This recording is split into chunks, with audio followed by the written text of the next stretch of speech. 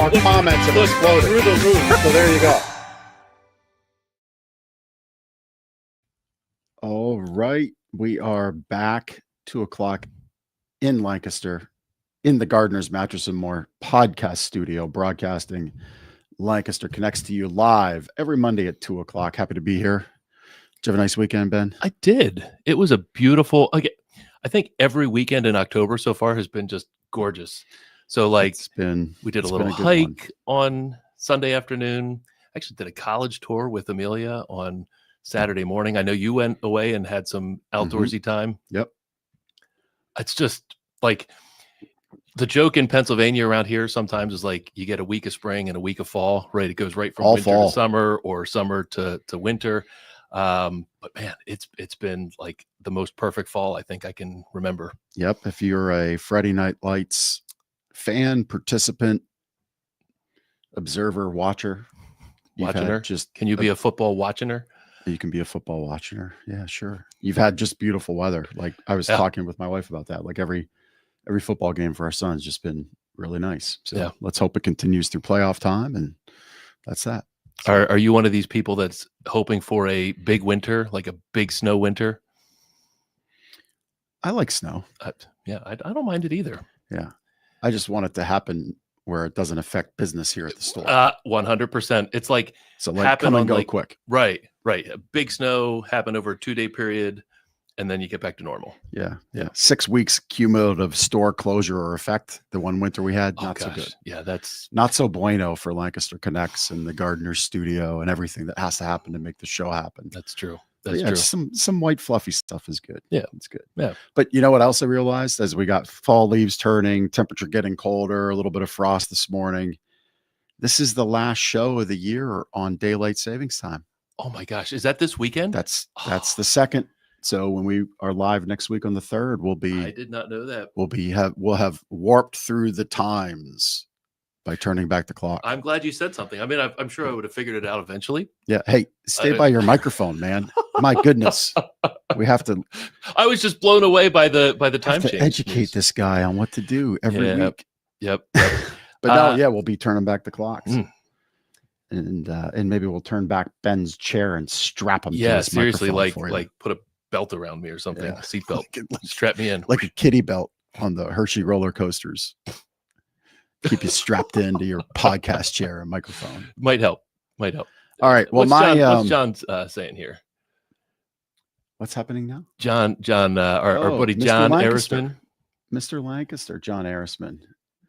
Yeah, we're huge fans of Waking Up Happy. So I'm going to talk about that in my sleep better tip later. But we've been starting off the shows with a mattress buying tip. And so to help you when you're thinking about investing in a new mattress, and we would hope that's here at Gardener's Mattress and More, which, by the way, we have our 35th anniversary savings. That's going to wrap up. And, thankfully, daylight savings time, I guess, doesn't affect the sales dates, although it just affects when you get in and how much sunlight you have. True. But our sale wraps up on the 2nd as well. So Sunday, November 2nd will be the end of our anniversary savings for our 35th year celebration. So this week, great week to shop. But the tip that I have for you is consider what you have experienced, both positive and negative, what you love about your current mattress, but that has waned over the years. So maybe you love something when you first got it, but that love affair with it has turned cold and you're looking for a new partner in your mattress to support that great sleep. Or you go on a cruise or you stay in a hotel and you really love what you're sleeping on. Think about that and bring that to us and discuss it with our team and what you like, what you don't like, and really get focused in on what your body enjoys and doesn't. And that will help frame and find a better fit. So be engaged in your mattress buying more so than just the price, more so than just the size. Tune into what your body likes. And that's my mattress tip for this week for you. Yeah. We see that all the time. People go away and then they sleep so much better away. They get home and they're like, oh, this mattress sucks. I need a new bed. Yeah. See that all the time. Unless you're like me at my buddy's cabin and then the mattresses are all pretty rough. Yeah. And cabin mattresses are. And the only thing that helps is the amount of bourbon, but that's not good either. And so I think the deal I'm going to strike is like, hey, I'll bring you a new mattress, but it's my mattress when I'm there. I lay claim to it. Now, how many mattresses are in the? There's like 6 in the bunkhouse area. Yeah. So well, I'd have to lay claim to the one I donate, I guess. Yeah. It's mine. Yeah. I think that's a doable deal. I think it's a deal too. Feels like they would allow that. So anyway. Well, you want to introduce your guests because you're really connected to our guests. You know, like so neighbors and friends. Today's guest is the Literacy Council of Lancaster, Lebanon. And we've got 2 guests that represent that great nonprofit. We've got Cheryl, director, and we've got my neighbor, Mr. Bill Morgan, who is a board member of, again, Literacy Council of Lancaster and Lebanon. Cheryl and Bill, welcome to Lancaster Connects. Thank you. We're glad to be here. Yeah. Bill, you've been talking to me about this show for the last handful of months. Have to get on. I'm glad we were able to get this set up. And we're excited to learn more about what the Literacy Council of Lancaster, Lebanon does. So I guess we're just going to jump right in. Cheryl, you're the executive director. You know this program inside and out. Why don't you tell us a little bit about what the Literacy Council of Lancaster, Lebanon is, maybe how it began and what you do there? Sure. Thanks, Ben. Yeah. So in the early 1980s, our partner and a well-known program in the Lancaster community is Lancaster Lebanon IU13. And they were providing a GED program, which is a high school equivalency test that people can take in Pennsylvania to get a high school diploma. And they were recognizing that there was a growing challenge in their program with people coming in who were struggling with very basic literacy skills. They were struggling with reading and very beginning level math skills. And at that time, there was a gal working at the IU named Linda Cullen, who was pretty well known in the literacy community at that time. And she was hired to develop a program to support about 600 refugees across 23 counties in Pennsylvania, many of whom needed to learn English. And back then, Lancaster and Lebanon counties didn't really have a Literacy Volunteers of America program. Nothing was really available at the time. So to address both skills gaps that low-level people had who were in these like high school equivalency programs, and to help people learn English, IU13 helps support the creation of an LVA, a Literacy Volunteers of America program right here in Lancaster and Lebanon counties. And that really marked the birth of the Literacy Council. And then 40 years ago, we just celebrated our 40th birthday on May 23rd. The Literacy Council became a 501c3. So we incorporated and became our own nonprofit organization. And today, our mission of success through lifelong learning and learning for life really does guide everything that we do. We have 3 strategic pillars to really help our students, become independent, to thrive as adults in our community. And those are career mobility, digital excellence, and access, opportunity, and belonging for everyone in our community. And a few years ago, we built our Literacy and Learning Success Centers, which is the public-facing part and the instructional program that we provide in Lancaster and Lebanon counties. So while we have grown a whole lot over the years, we do remain a boutique kind of an organization that can meet people where they are and help design a personalized and individualized program to meet their needs and help them achieve their goals. That's great. That's great. We're going to dig into more about the programs and the impact that you have. I'm curious, how did you become involved, and when did you become involved? Yeah, so I started my career out in social work, and I was working, in a clinical environment. And when I became a mother at 30, I realized that I didn't want to work that kind of a job with that kind of a demand and be gone so much from home. So I was home with my new baby, and about a year into that, I was seeking some volunteer work and found IU13 as like offering to volunteer, and they gave me a job teaching GED classes at the VOTEC in my neighborhood. And so I fell in love with this work. I fell in love with adult literacy, and I spent, quite a few years at IU 13. And then when the former executive director of the Literacy Council retired, I was approached and asked if I would consider stepping in and taking over. And I have never regretted a single day here. That's awesome. And yeah, Bill, you're on the screen here. You're a board member on the Literacy Council of Lancaster, Lebanon. How did you become involved, and when did you become involved? So one of our customers is a board member, and I don't even know what we were talking about, but we started talking about some of his interests, some of the things we do outside of work, and he started talking about literacy and how not just literacy, but adult learning, and how it's had such a huge impact on his life. And I started talking about some of the passions I had in assisting people, especially some of the interests I had was people getting out of prison, and the tough challenge it is to get back into society, and the amount of education levels are so severely limited for those who go into prison and then come out. And then we just got into this whole adult learning, and the amount of people in Lancaster, Lebanon, who clearly are illiterate in reading or mathematical skills, which Cheryl will get into, but the literacy rates are so significant. And actually, when they were scrolling through the website there, they would start hitting percentages of 21, 22%. And it just drives a passion. It makes I'm president of a company where I have what's construction.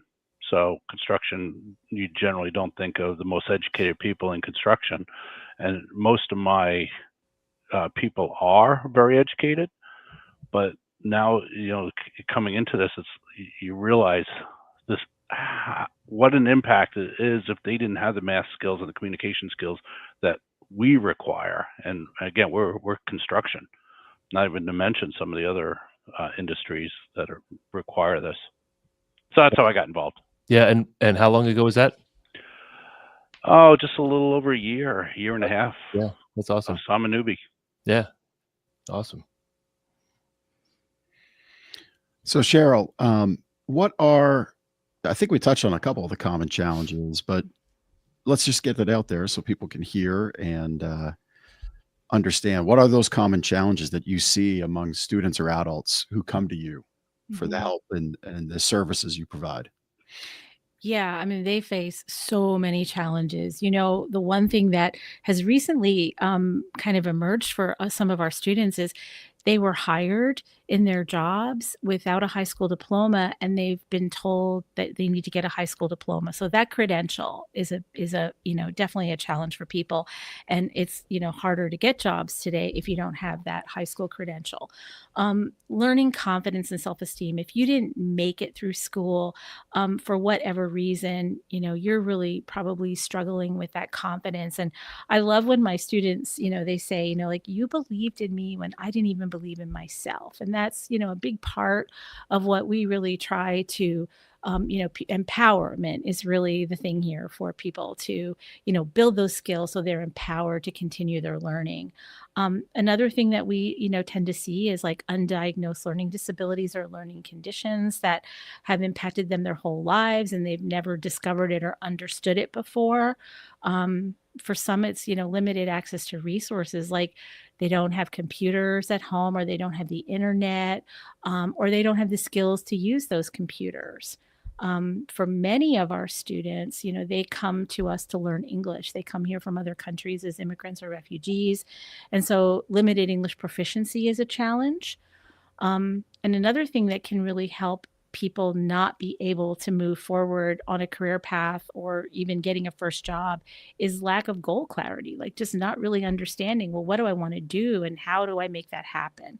So, that's a big part of what we do. Time constraints. Most of our students work, they have jobs and they have families. So, they're trying to fit in, school while they're raising children and going to work. So let's talk about how the Literacy and Learning Success Centers solve those challenges. Let's kind of dig into the programs and services that you offer. Cheryl, go ahead. Sure. Yeah. So, one of the foundational programs that we offer is those basic academic skills, reading, numeracy, those kind of skill building things, language skills for people learning English. Um, High school equivalency preparation, as I said before, that's a really important thing in the community. And, a lot of people that come to us for a GED preparation program really need help. They really need a lot of remedial support. Another thing that we offer is career awareness and career exploration. And we try to embed that for every one of our students that has a career goal or wants to change jobs. We also work directly with employers by providing workplace education programs at work for folks. So we've had companies that have had people that were struggling with some skills, and that allowed them to remove that barrier of having to go to a program outside of work. Digital literacy is one of our newer programs that we started back in 2020. And we have workshops for people to help them build digital skills and digital competence. And then I think one of our most unique programs that we offer is called our International Healthcare Professionals Program. And that's a program where internationally trained physicians who come here, either as refugees or immigrants, and want to reclaim their careers can come to us, and we can help them, guide them on a career path that's accessible and workable for them. So we have, hundreds of people living in the community that are trained physicians, but can't work as doctors in the U.S. until they are licensed. And that is a really heavy lift for any, internationally trained physician. So we've had 8 people in our program who are now in a residency, one who recently graduated. And we've had 36 internationally trained physicians become BSRNs. So now they are working as bilingual nurses right here in our community. We've had others who are now going into the next phase of that, which is a certified nurse practitioner. And then for others who are kind of newer in the program, they're building stackable credentials through like some of the allied healthcare field careers like phlebotomy. And some are also working to become certified medical interpreters. So I'm really proud of that program. And we've partnered with Dr. Daniel Weber, who has really been our, he's the founder of the program, and he has really been our expert in what it takes for someone to reclaim a career in medicine in the U.S. Just a quick follow-up question. How does somebody find out about the Literacy Council of Lancaster, Lebanon? How does somebody get involved?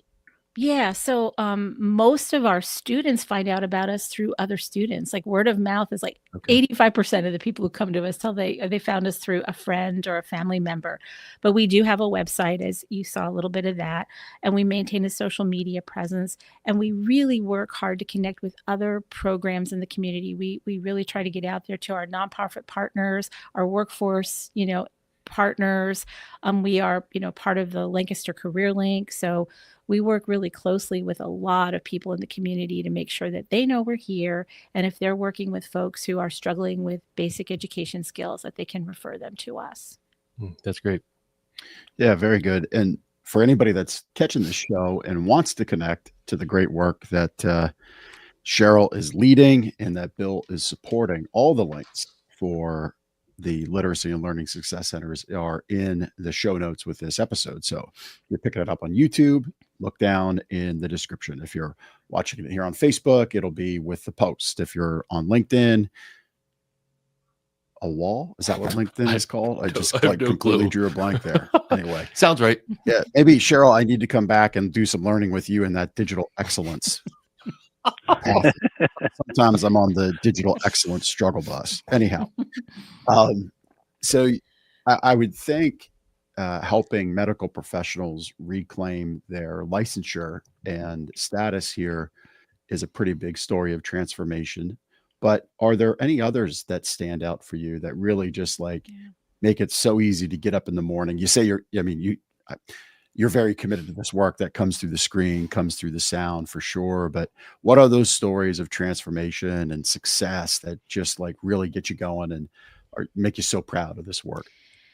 It's really hard to come up with a story to share, but I think the one that tugs at my heartstrings probably more than and many of the others is a few years ago, we were partnering with a homeless shelter in the Elizabethtown area. And they had asked us to provide HSC class, a high school equivalency class for folks who were in the shelter. And it was a small little class. And this young man, I mean, he was not even 18 years old, was living in this homeless shelter. And, his story that he was willing to share was that he was living in a really difficult home. It was really chaotic. And ultimately, his father ended up leaving his mother, and his mother said, "You're going to have to fend for yourself because I can't take care of you anymore." So he found himself homeless, and he was, staying with friends as long as their parents would allow it to happen. And then at some point, he ended up on the street and found his way into this homeless shelter. And he said, "Look, I just want to get my high school diploma so that I can go into the Army because I don't know what else I'm going to do." And it turned out that he was an incredibly bright young man who certainly had a lot of, potential. And he passed the GED exams like in record time. I mean, he burned through, his preparation, passed all the tests. He had to wait till his 18th birthday to get that high school diploma. But I don't know if like when you go into the Army, you have to take the ASVABs and you have to get a certain score. And if you have a GED diploma, there's a couple more barriers for you. It's a little tougher to get in. But his score on the ASVAB really took away some of those barriers for him. And he was able to go into the Army. And it was such a good opportunity for him because he had security, he had stability, he had a goal, and then he had access to all of the supports that were available to him through ongoing education and training. So I think there's a lot of people like him in our community, and I feel really good about our work and our ability to help people empower themselves through education and learning. Yeah. I think folks listening and watching should maybe rewind the tape there. The tape, if it's digital tape, there's no such thing as tape anymore, but use your rewind button. Go back a couple minutes there and hear E-Town homeless shelter. And that phrase doesn't really compute in most people's minds. I don't think. You don't think of homelessness in Elizabethtown. You don't think of a young man under 18 as needing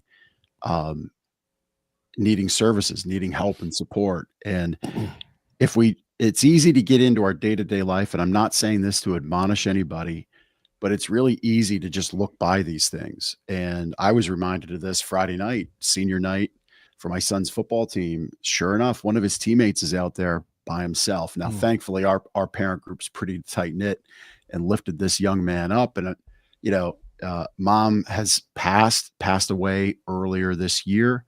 And at present, dad and son aren't talking.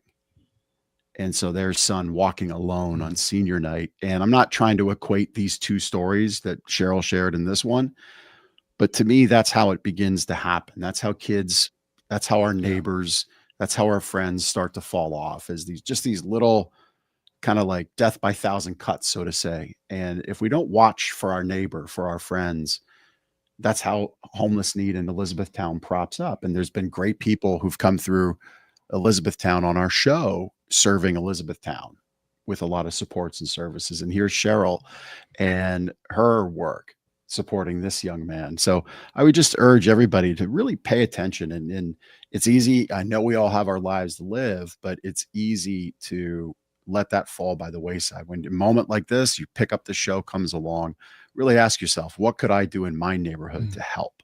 What could I do to serve? Could I share this show? Yeah, if I could piggyback on that, I'm just going to give a personal story why one of the reasons I do what I do, other than what our company does. My brother had learning disabilities. He was dyslexic, and from an early age, he was recognized with almost genius level IQ. You know how they rate kids when they're in elementary school very early on, except he couldn't read. And he'd always figure out ways to get around it and fudge things. But eventually he got stuck with the other kids that had issues, whether they had broken families or they had learning disabilities or whatever it was, they became the bad kids, and they get a stigma. And then other parents, like, he's one of the bad kids, or the other kids see him as bad kids. So my brother ended up just not finishing high school till much later, got his GED much later, got in and out of trouble, was in jail, and eventually he found his way out, but he didn't have a support network, and he just saw himself as stupid. And he wasn't. He was genius level IQ, but he couldn't read. And eventually he started his own business and became successful on his own, but it took years. And this happens over and over and over again in every school. It doesn't matter if you're Manheim Township, Hempfield, or Columbia, McCaskey, Reading. Those kids are everywhere, and they're bright. As Cheryl was talking about, this one kid that she was describing, high intellect, poor situation. And man, we help. That's what this is so great about this. We help so many people, and some of them come from families that are broken, that causes them to be broken, and this allows them to break that chain, because this is generational. This isn't sometimes just they're not the first kid or first person in their lineage who has a learning disability or can't read or has computer skills. It's because a lot of times nobody read to them when they were little. You know, it's some of that. They just didn't have it. I'm sure your kids are blessed that you probably read to them as they were little kids. They saw books. They learned letters. But not everybody has that. They're struggling as kids. And these are the kids. And that's why I'm involved, because Cheryl and her group has this passion to help these kids. And it's just a great success story. So I just wanted to piggyback what you were saying about E-Town. Well, it happens everywhere. Yeah. Yep. And the numbers are staggering. Yeah. No, thanks for sharing, Bill. And happy for your brother's success now today. That's great. That's really great. Thank you.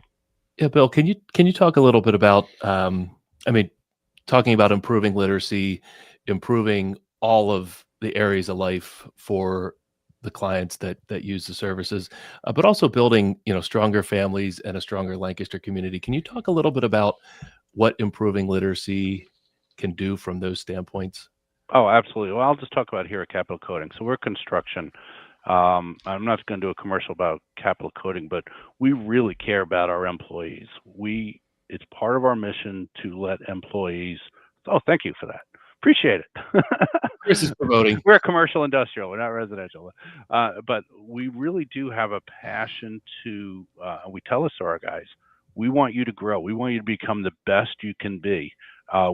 And the CEO uses the words, he's here to make sure people thrive. Now, many of them never had anybody who ever wanted to see them thrive. So how do we do that? And we do have a few foreign nationals. We do have some who come from other countries, but we have many who just came from broken homes. We had one guy, we didn't even know it at the time, was living in his car to come to work every day. He lived in his car. And we changed that right away as soon as we heard about it. But these are the situations that employers are facing to get good workers. And so what can I do? So first, if we recognize there seems to be some challenges in reading or writing, we'll address that. If they need their GED, we'll help support that.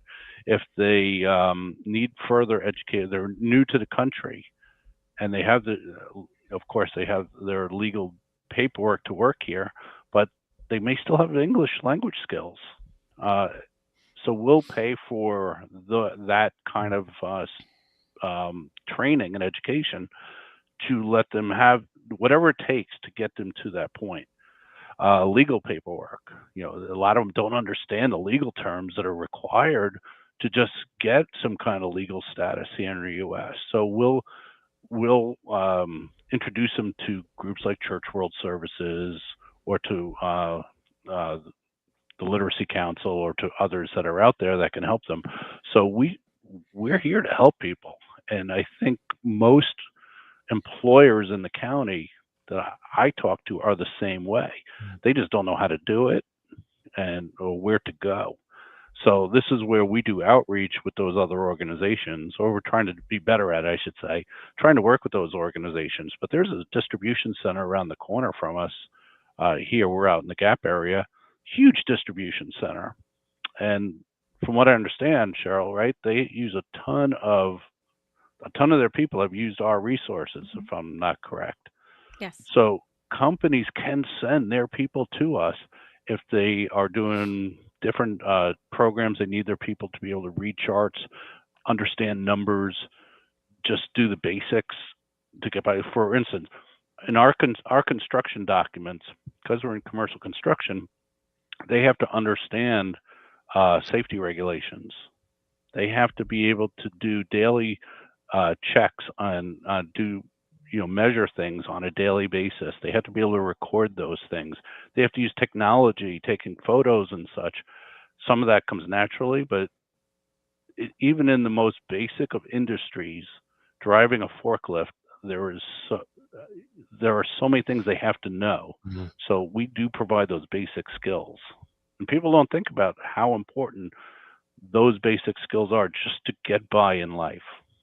Yeah, that's amazing. I mean, your investment in them as a benefit for working there makes them probably more efficient employees, and having more of an impact in their home family and in their community. I love that. Well, they can take more pride in themselves, and they can help their own children. It really is cool. And of course, the picnics and everything that everybody does, but people are proud to work here because they become better people. Mm-hmm. And we take an interest in them. Again, I don't want to make this a commercial about us, but I know Lancaster County is that way. We are a melting pot of individuals from all over, and Lancaster County has always been that way. And the companies that represent the county, they want those same things for their people. And it's so that's what we do. That's awesome, Bill. Bill, I like how you said your CEO is there to see everybody there thrive. I like that. So a little tweak on the question we have here, taking that mantra of seeing everybody thrive. Obviously, literacy is the foundation of that because, as you said, they have to read MSDS sheets for your coatings, right? Yes, Safety. Correct. Chemical specifications. Are you impressed that I know MSDS? Yeah, I was really impressed by that. I didn't even think of that one. Pretty big stuff from the mattress guy, huh? No. But what would be your challenge to other employers channeling your CEO about seeing his people thrive so that literacy becomes that foundation for stronger families at home? What would be your challenge to other employers? Oh, man. So we had a guy in here one time filling out an application, and I could see he was struggling with filling in the blanks.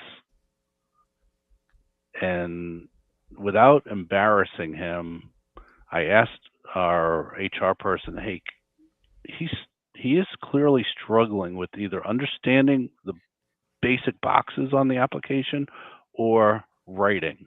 And I didn't know what it was. So I asked her to work with him and please just stand by and say, hey, for this, I need you to do this. This, I need you to do this. And that could have been, they couldn't read. It could have been, they see the letters different and can't understand what they're doing. It could have been, they just don't understand what the words mean. But this happens all the time. And we lose so many, not us, but I mean, in general, to answer your question, companies don't realize how difficult it is they know how hard it is to get people, but when you're talking in the trades and manufacturing and some of the retail, how we are all looking for good people, but the good people may be a little embarrassed, so they don't show up. Mm-hmm. and I just want to fill out an application and they can't.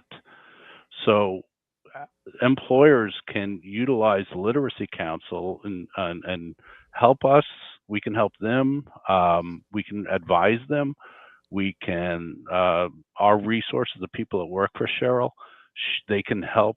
Now we're not going to teach them how to do their work, how to do their business, but they are professionals in instructing how to work with individuals who have learning issues. Right. That's where you can use us. That's how we can help the community even more than we do now. Mm-hmm. And it's companies knowing about us, they can reach out to us because they don't have that skill. They don't have that knowledge, but they do have the need. Yeah. So we can bridge the need and the education they need to start making themselves more effective for their employees and applicants. Yeah.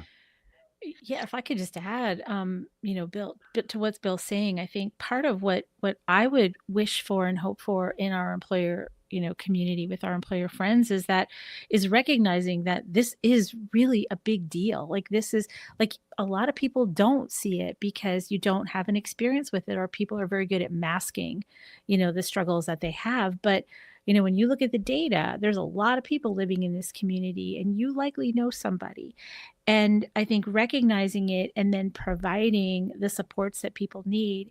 And I think setting your bias aside, because sometimes, people look at an adult who's struggling with some of those reading skills or didn't get a diploma, that it was like a personal failing. And, nobody sets out in life to fail. Nobody sets out in life to fail school. I mean, stuff happens to people.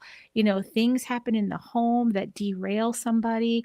Like I think about a kid who's, parents have to move a lot and their parents are struggling. They're working, multiple jobs just to keep the household going. So there's a lot of pressures on families, and, just recognizing that this could happen, and that seeing people that we serve in our community as emerging workers, as people who would be worthy of the investment of just a little bit of skill building, can get them ready to be really good employees and really successful in the workplace. That's great. Question that you mentioned, you have a lot of partnerships and collaborations with other organizations in the community. Can you talk about some of the ones that are most meaningful to your organization? Yeah, sure. So I mentioned IU13 before. IU13 is our single most important partner. We work collaboratively on grants. We work collaboratively on providing a full menu of services for students, so we don't have to duplicate, but create complementary services, which makes community resources like more efficiently run. We partner with the U.S. and the Pennsylvania Departments of Education. They have been the backbone of adult and family literacy education since the 1960s, and that has always been grounded in workforce development. And then you can see like some of the other partners that we have in the community. They're both national and local. Pro Literacy is, a national organization that provides professional development. PACE is our statewide professional association. Locally, we partner with, foundations like the Steinman Foundation and others to help us with funding. We work with our workforce development boards in both Lancaster and Lebanon counties. We work with our chambers of commerce. We work with our libraries. We really try to do extreme partnering so that we can get the word out to the community and we can reach people who need the services, and then find ways to build efficiencies into the service delivery. Very good. Very good. So for both of you, what would be that first step that local schools, other nonprofits that have good people that maybe they're just not connecting with because there's some literacy obstacles in between their volunteers and them, businesses, what would be that first step for them to utilize your reach and impact for their organization? We'll let Bill go first and then Cheryl. Well, obviously, if you just type in literacy in Lancaster County or Lebanon County, we will come up. One of the things is their teachers, like Cheryl came from social work, their teachers all have a passion. And those teachers can assist us in helping their students. And again, just getting the word out to their educators that the education does not have to end at the end of the school day, because we have programs after hours. As a matter of fact, again, ours is adult education, but we have after hours programs where they can get they can get educated in whatever that problem area is, whether it's reading, writing, technology. There we go. Thank you. It's just getting the word out. We could use volunteers. We could use, people that want to help other people. There are young people who want to help adults. That's also very helpful if they want to give back a little bit that way. So Cheryl, I'll turn it over to you. You've been doing this for much longer than I have. Sure, Bill. Yeah, I think one of the things that is really important that I don't think we said at all today is that every service at the Literacy and Learning Success Centers is free. There's no charge for anything. We provide the instructional programming. We provide all the textbooks and all the materials and supplies that students need. And I think, like Bill said, like if you're a community member, know about us, learn about us, and know that, referring people to us is really easy. Like all people have to do is go to our website. On our homepage, there's a place to say, hey, fill out this interest form. And then they get communication from us about scheduling an intake and orientation. They come in, they take an assessment, and that is how we place them in the most appropriate instructional setting. We have remote class options. We have, face-to-face options. We have individual tutoring, small group and large group. So it's very flexible. There's bound to be a program for anyone who's looking for support and building their basic skills, getting a high school diploma, getting some help with career pathways and, building their own career pathway.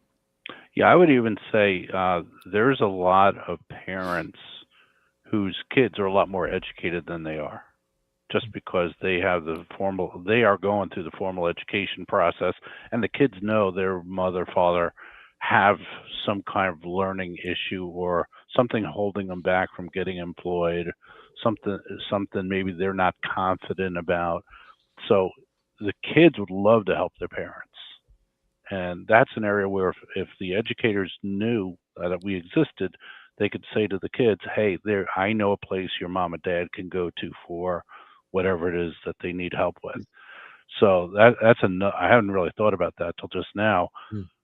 But just getting the word out and letting people know that we exist will help somebody they know, somebody they're related to. So for somebody listening or watching who's moved by what you do and your mission there, what are some of the best ways that people can get involved? Obviously, we're talking about spreading awareness of who you are, what you do. We briefly touched on volunteers. Maybe you could expand Math. We need math teachers. Okay. Cheryl, we were just having this discussion. I hate to interrupt you there, but that was my cue. We were just talking about that. The biggest need we have there's not enough educators teaching basic math skills. And Cheryl, can you explain what a basic math skill is that is considered illiterate? What do they consider literacy or illiterate for? Yeah, I don't know. I guess I would use slightly different language, Bill. I would say that when we're looking at numeracy skills and we're thinking about the scope of what we would provide within our program, would be any kind of math that you would take in high school, right? Like, anything from, basic arithmetic through algebra. And so that's the scope of the math that we're providing in our program to help people pass that high school equivalency test, but then also help people at work. Like in construction, we get a lot of folks that come in who need help with fractional numbers for measuring or, just things like that. If they're reading micrometers or they're reading, tape measures or whatever, some people really struggle with those, with measurement and fractional numbers. So those are the kind of, skills that we're looking for. And, like Bill said, we need volunteer teachers. Our volunteers are a really important part of our program. We have a grant from the Commonwealth of Pennsylvania to train volunteer teachers to work one-on-one with students. And we have a lot of students that really prefer to learn in a one-on-one or a small group setting. And that's done mainly through our volunteer corps. And so we provide training for them. We provide all kinds of support for them. But we're always looking for volunteer teachers and even people who want to teach digital literacy. We have one digital literacy coordinator and we have a staff member, but boy, they could sure use some help right now. They could use some help either like in the, in the computer lab, or even taking on a couple of extra workshops just to expand our capacity and help us reach all the people that are seeking these services, because the funding level that we get is seriously mismatched between what the need in the community is. So our limitation is, how much funding we have and what we can do with that funding to meet the need in the community. Are you part of the Extra Give that's coming up in a month or less? We absolutely are indeed. And that will be our first fundraiser of this fiscal year. That's November 21st. We've been participating in that since the very beginning. And many of you may have heard that there is a budget impasse in Pennsylvania. So when there's no budget in Pennsylvania, there's no funding. And more than half of the funding that we receive to run our programs and services is a combination of federal and state funding. So our funding is frozen. We're not getting any money from the Commonwealth right now until that budget passes. So I would say this year's Extra Give is not important. It's like essential. And, with this ongoing impasse and funding being frozen, we could end up having to make, some tough decisions in the coming months. Will we have to reduce services? Will we have to, pull back on some things? And we certainly hope it doesn't come to that. We have levers to pull. But what the Extra Give will do for us this year is it will help us keep our classes running. It will help support our volunteer tutors and their ongoing, need for technical support from our staff. It'll continue to provide those free resources to the students and help us advocate for them on an ongoing basis. So every dollar that we raise through the Extra Give, we invest directly into the programs and services that support our learners in the community. Yeah. So Extra Give, extra important this year. Extra important. Yeah, this has been a struggle with the budget impasse. We are blessed that in prior years we were able to save and do what was necessary, and we have supporters, private foundations and such. But this year is tough. We need everyone's help. Yeah. Well, and it would be, I think it's wise to say it's likely not just your work, but everybody's work that supports the community that relies on funding. Extra Give's important. So if you connect to what Cheryl and Bill are doing through the Literacy and Learning Success Centers, donate now, right? You can go to their website. All links are in the show notes below, and you can just donate now. You don't have to wait till November 21st. If you as you were talking, Cheryl, about your math teachers specifically, it pinged on a theme we talk about often here about time, talent, and treasure. And so if you have that time and those talents as a math teacher in this example, again, reach out, links with the show notes below, and hit the website and connect and see how you can give back some of that time and use your talents to benefit literacy and learning success centers would be very helpful, I'm sure. Retirees. We have a board member who is an attorney who's retired, and she's phenomenal. She has the time, she has the drive, she has everything you want in a volunteer because she's so passionate. And she wants to go help people. Just bring other people to help. Right. And if you're worried about having to drive somewhere, we have remote options for volunteers so they can work with students from their home. So it's really nice. It's kind of like this. Exactly. Just like this. kind of like this. So you said the Extra Give kicks off your first event of the fiscal year. So setting aside the budget impasse, because I'm sure we'll get that at some point here soon, hopefully. But what does the next year hold for you, projects wise? What are the needs you have you really want the community to know about as we wrap up our time today? Yeah, we're really excited about an investment we made last year in Canvas as a learning management system for our program. So that is really going to tie our teachers all together, having this one place for students where they're going to go to take their online classes, or they can go to get their homework. It's brand new for us, and we're building that program as we go.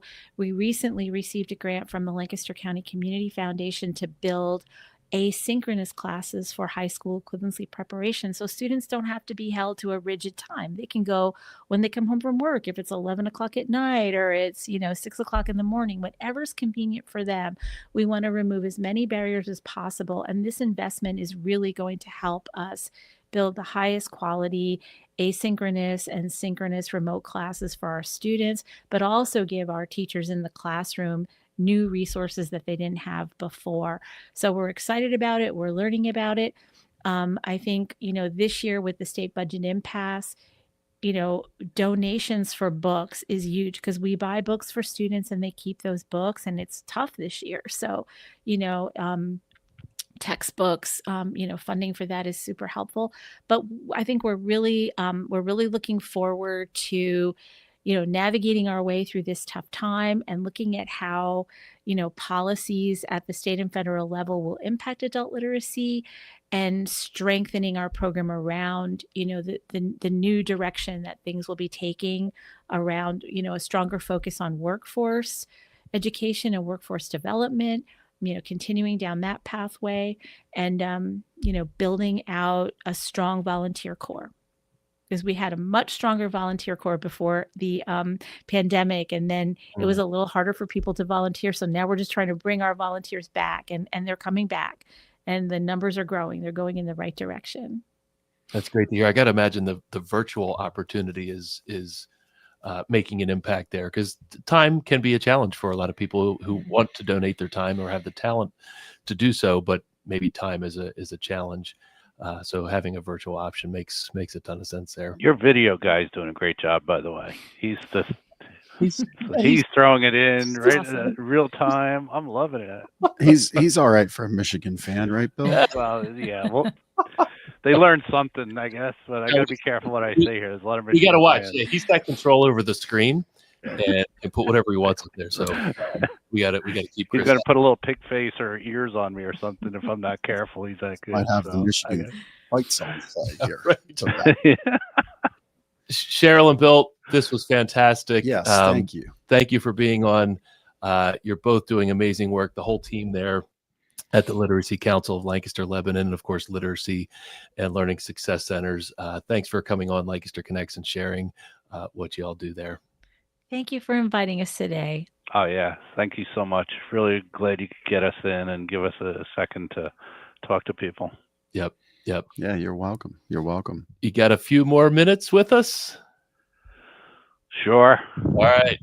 We could do our connection cocktail. Just a few questions to get to know our guests a little bit better. We're kind of reaching the top of the hour here, so we'll have to kind of rapid fire here. So I'll kick it off. Cheryl, do you have a favorite book, a podcast, a TV show? What are you enjoying right now? Yeah, right now I'm totally hooked on Only Murders in the Building. I've been a big fan of that show, and this new season is just amazingly fun. So my wife and I are caught up through episode 1 of this past or the most recent season. So don't spoil it for me. All right. Yeah, great show. Martin Short and Steve Martin. I've been wanting to see that. Yeah. It's weird and wacky and wild, but very, very funny and comedic. So, hey, Bill, same question. Book, podcast, TV show, what do you like right now? I'm a big podcaster, and I'm listening to Diary of a CEO. Okay. And he's a former CEO, British guy. He has the most amazing Diary of a CEO. You think in business. It's not business. It's across the board. if you know who Oz Perlman is, he's a very famous Mentalist? yes, mentalist. Yeah. But he's talking about how he communicate, how does he do what he does. Oh, there we go. Yeah. So and there's just so many great people. There's things on health. There's things on how to communicate. There's things. So I'm hooked on that one right now. Of one of many. Check that one out Cool. for sure. All right, back to you, Cheryl. Favorite? I'm sorry, not favorite. What would be your dream vacation? I know this is going to sound so weird, but it would be a staycation at my house in my backyard with literally nothing to do. No chores, no gardening, no laundry, nothing. Just enjoying my home. Peace and quiet. Yep. Love Without any pressure. Love it. How about you, Bill? Oh man, there's so many. I'm heading to Hawaii next week. Never been to Hawaii. Yeah. Any places wide open space. Montana, Germany. It could be China. Wide open spaces. That really Alaska. Those are the kind of places I love.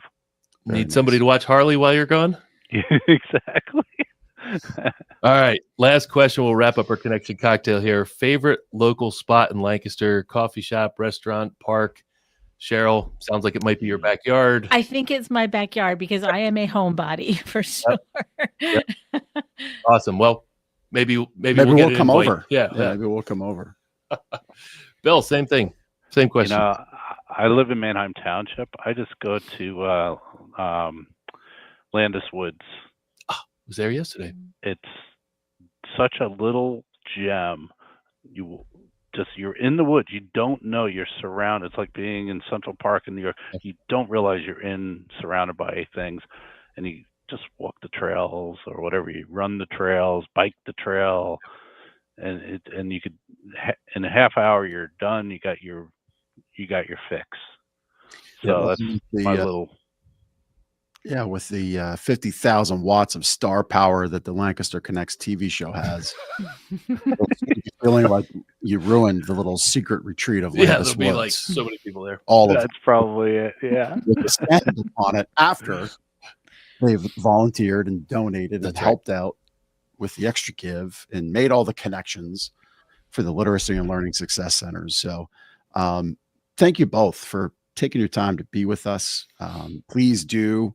Those listening and watching, literacysuccess.org. Check out everything, all the wonderful work that Cheryl is leading there. Be sure to hit that donate button. If you got a few extra bucks each month you can give, they would really appreciate it. It'll go to work right here in our community to help people learn, build a great foundation for success in their future.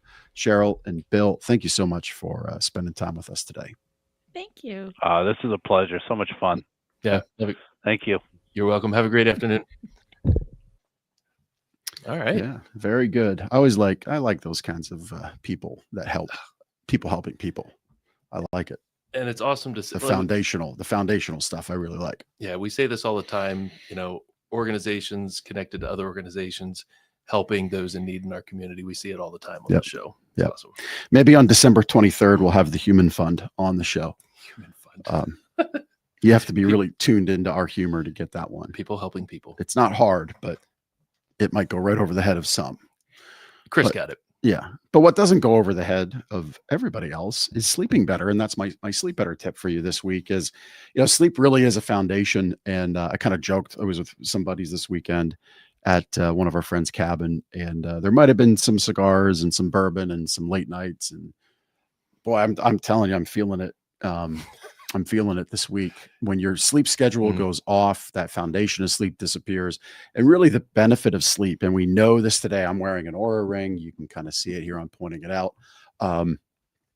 There's all kinds of tracking that you can have to improve your sleep. There's health apps right in your phone when you get your new phone even. We have them in our adjustable bed bases that do wonderful things. But there's all these tools, and all these tools point back to turning back your metabolic clock. We're really at a point in time where we are winding back the hands of time. We're not just going to do it next Saturday night or Sunday morning at 2 a.m.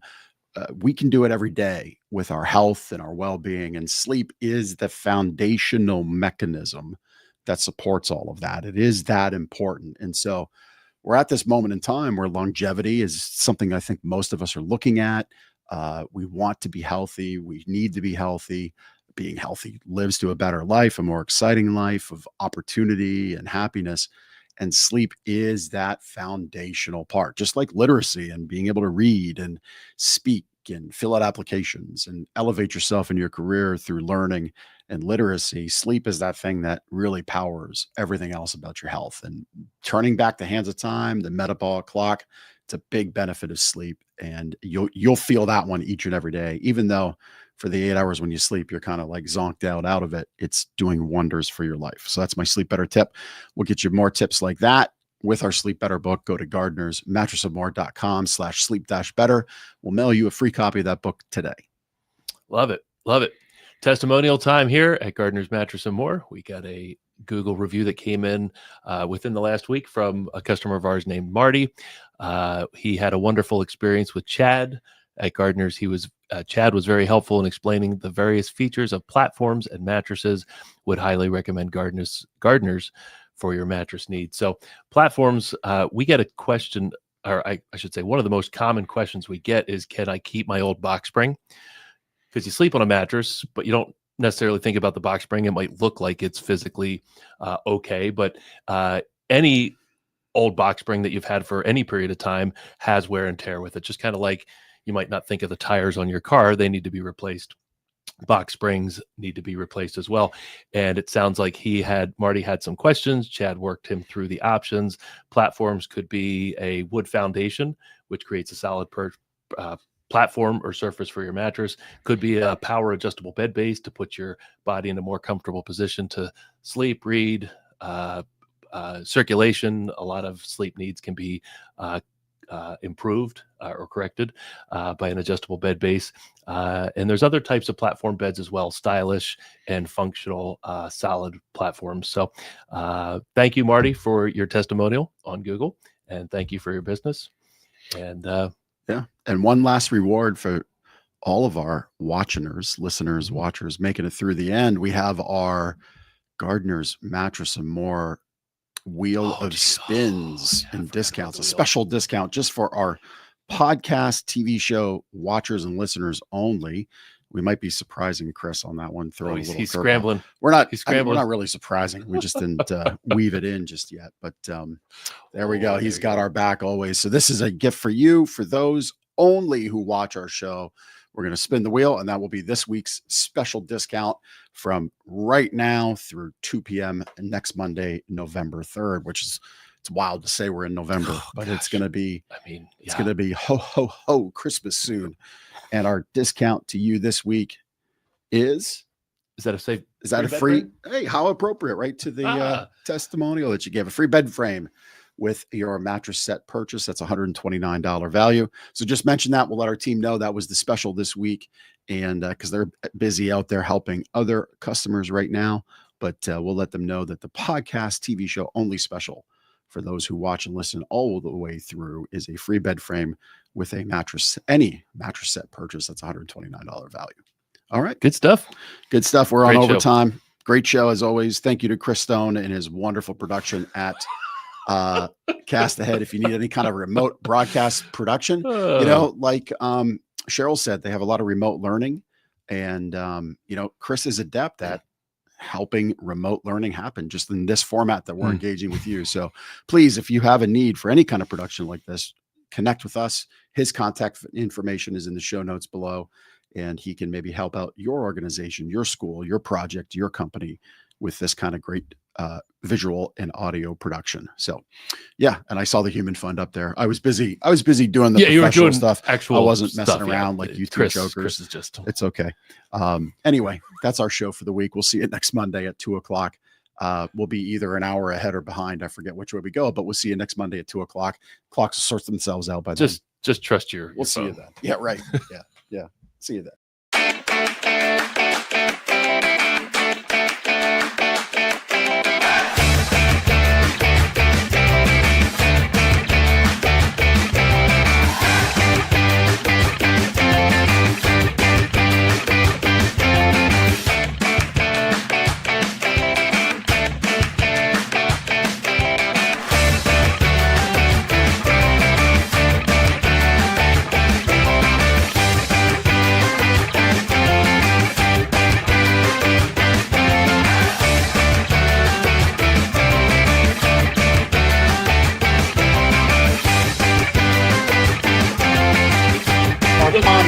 flow through the roof. So there you go.